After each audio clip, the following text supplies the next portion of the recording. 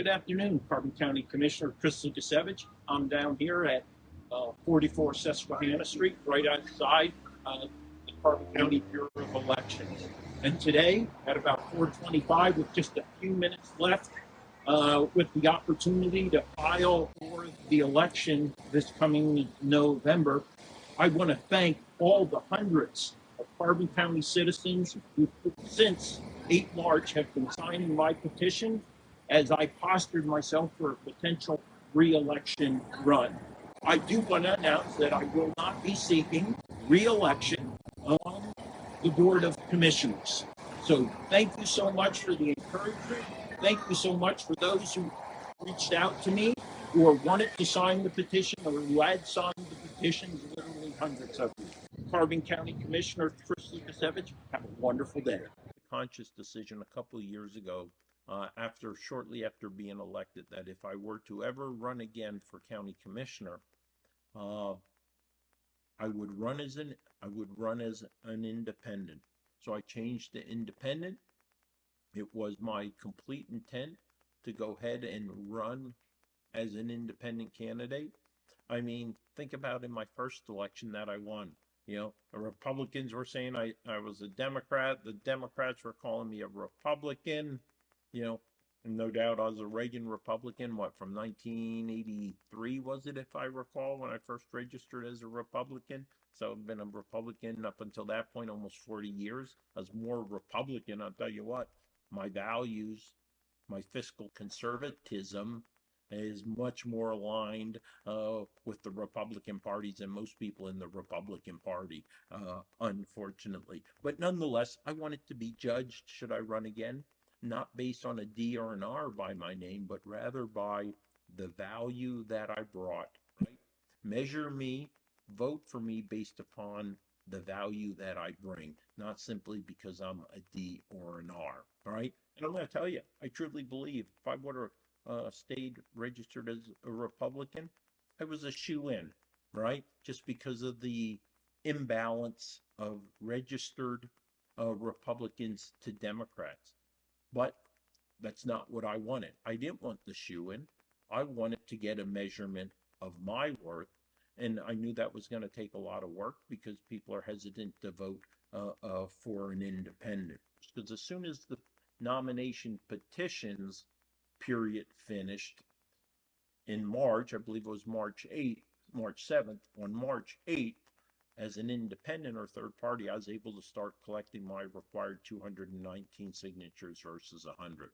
So immediately on that day, I got the papers and I actually started circulating them and ended up with, easy peasy 300 signatures, right, of residents who wanted me, encouraged me to run for office and to run as an independent. So the 1st of August, I went down to the election office to see Jen about 10 o'clock. I had my entire packet, right? All 3 documents plus the check.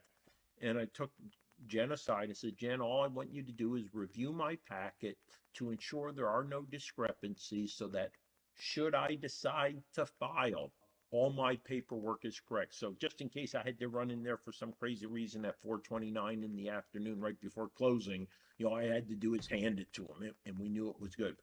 Jen reviewed it. She said, Chris, everything looks good. Came home for lunch and had a conversation with Maggie. Went back to the office at 1 o'clock, thinking on the way over there, but I knew I had 3.5 hours before I'd be filing, because if I was gonna file, I wasn't gonna file till late in the day anyhow. Kind of keep the suspense up, because of the opposition, right? Keep them wondering. But I started thinking about a couple things, and first and foremost, I started thinking about the 3 C's: country, county, and Chris. And what occurred to me is, literally, I'll go back as far as 1980, right? So for almost 43 years, I've had 3 priorities in my life. It's not to say my family, once I got married and my children weren't a priority, but my top three priorities, and not surprisingly, I guess, those priorities were fully supported once I got married, once I had children. I'd like to think they willingly supported those three priorities, but nonetheless, Maggie and the kids supported my service to my country as number one, my service to my county, right? So you had 34 years in the military, then had a few years working at contract work for Department of Defense, the U.S. Department of State. Again, that's all about the country, right? And then, the campaign, making the decision to run for election, and then 3.5 years. So you're talking literally, 38 years or so of married life where those were my priorities: country, county, and Chris. And that was selfish of me. And I recognize that. And I fully admit to that. And I thought about, what does it mean another 4 years? So that was my first thought. So I'm right now I'm starting to weigh a decision I has already made. But I'm decisive, but I always do my research also, right? I'm not going to sit there and just emotionally do something. I'm still going to do at least mental analysis. So then I started thinking about, well, why did I run in the first place for commissioner? Well, it was because of a sense of a debt, right? How much value I placed upon being raised here in Jim Thorpe and having opportunities throughout the county as a young boy, a young man, right, to that helped develop my work ethics, my beliefs, my values. And those were foundational to my successes, right? But that was a debt I had to this community.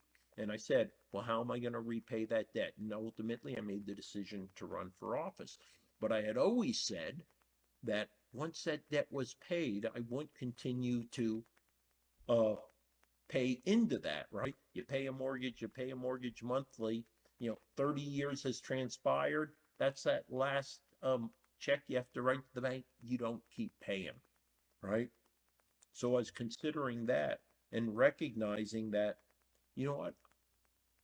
I think I've reached that point, or I'm right on the cusp of paying this off. At the end of this term, my debt will have been paid in full. And again,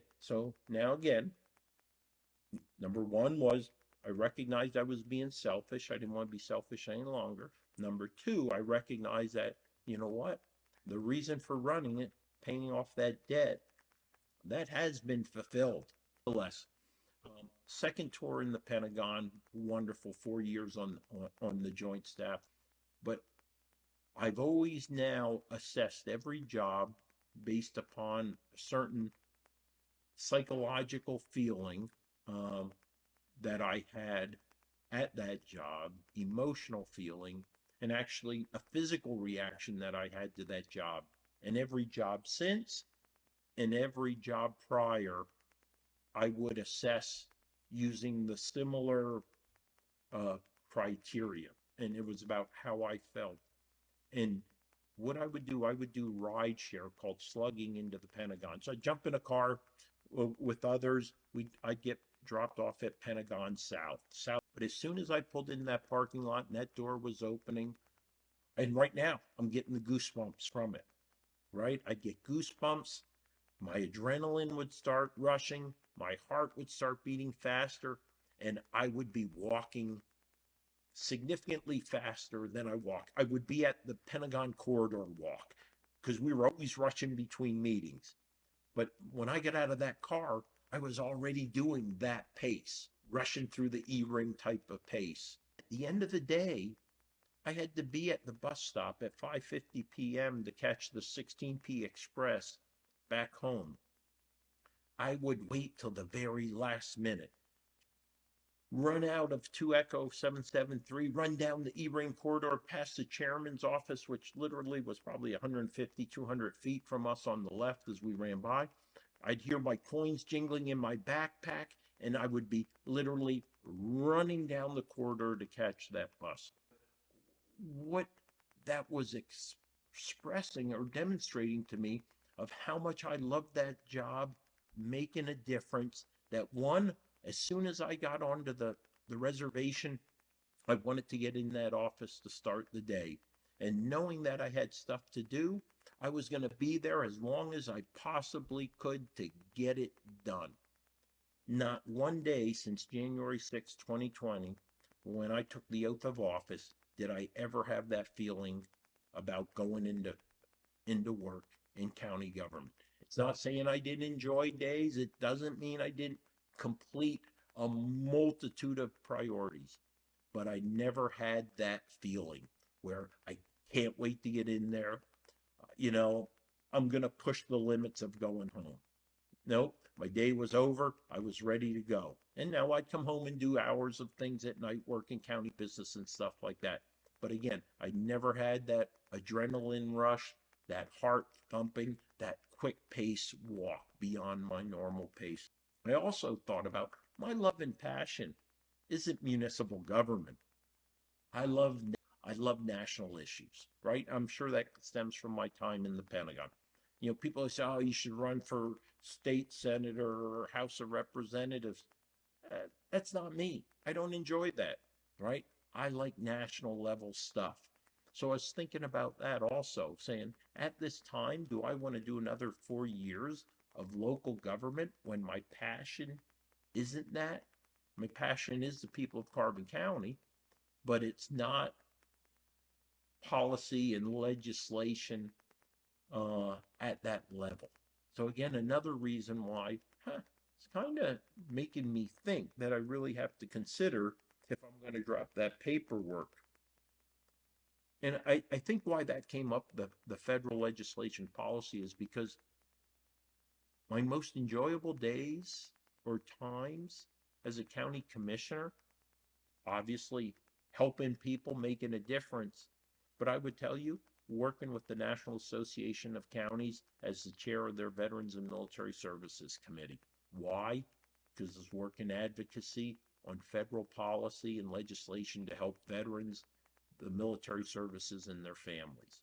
Again, now that all trickles down to the state and to the county, but man, those were my happiest days, happiest moments, working those issues, seeing the PACT Act pass, seeing progress on the CVSO Act, and working, trying to find advocacy for the Elizabeth Dole Act. And then lastly, I thought about, well, are there any things that if I don't stay another day in January as part of a second term, I won't complete, or to the point that no return, meaning they're going to get done. Maybe not by me, but they're going to get done. And there were two items I looked at. One, I wanted to see that single homeless women's shelter completed, comfortable knowing where we're at, that we're going to get across the finish line. And then the second one is, unless the borough of Jim Thorpe screws this up, we're going to get 206 Center Avenue rehabilitated. Might not necessarily totally get done this year, but everything is in place to get her done. I've done everything I can to bring it to a point where there's no reason why we should fail in either of those two initiatives. So I'm comfortable saying I don't have to do another day beyond that which will take me to the point of paying off that debt. Because I said, when that debt is paid, it doesn't matter if it's one day, 4 years, 4 years and 3 months. I'm done. I'm turning it over. So just as easily, I could have been reelected, took the oath in January, and 2 weeks later, I'd be saying, my debt is paid. I'm turning this over to the next generation. And that's really what would have occurred. There would have been a time between 1 day and 4 years in the second term where I just turned it off and turned it over to the next generation. So that took me to the point at 4:25 in the afternoon. And number one driving it, though, I'm going to tell you, is the selfishness, right? The country, the county, and Chris being selfish and not focusing on my family, that took me to that point to do that live stream broadcast and simply say, and I'm sure surprise to many, that I would not file those nomination papers. So there it is in a really big nutshell.